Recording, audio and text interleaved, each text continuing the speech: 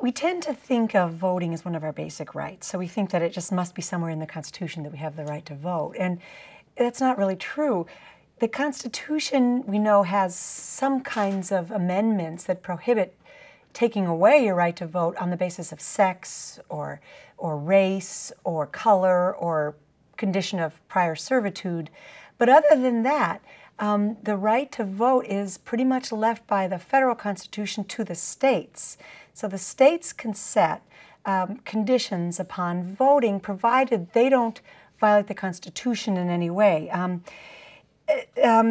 So federal law, in the form of the Voting Rights Act, specifically says that there are two reasons that states can take away a person's right to vote. One of them is a criminal conviction, and the other is mental incapacity. So the majority of states actually do take advantage of that power, and they have some kind of a provision in their constitution or their state laws that in some way takes away a person's right to vote based on mental capacity. And there are some actual solid rationales for doing that, right? Some of the reasons that have been recognized by the Supreme Court as being legitimate reasons for states to take away the right of people who are mentally incapacitated to vote include wanting to protect the democratic process. You want the people voting to understand that they're voting, to be intending to vote. You wouldn't want the results of elections to be dictated by people sort of making random marks on a piece of paper. So that's a legitimate reason. And another legitimate reason for restricting the right of people with mental incapacities to vote might be to eliminate the possibility of voter fraud. People with mental incapacities could be particularly vulnerable to being used by other people to vote in the way that the other people might want them to vote. So those are some legitimate reasons.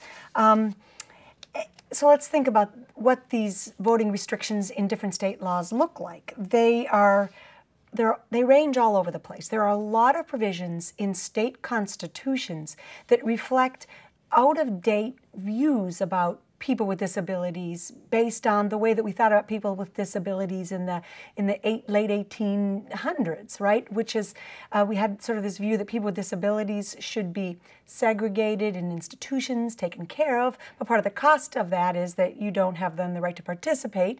You're excluded from society, you can't vote, right? So there are a lot of state constitutions that in the 1800s put provisions in place in their constitutions that restrict the right to vote. And they use language and they use concepts that we really don't accept anymore in doing so, and they're still in these state constitutions. There are a lot of state constitutions that deny the right to vote, for example, to idiots or insane persons. Others deny the vote to people of unsound mind, those who are not of quiet and peaceable behavior. Some constitutions bar people who are judged to be mentally incapacitated from voting, and some in their constitutions bar people under guardianship from voting.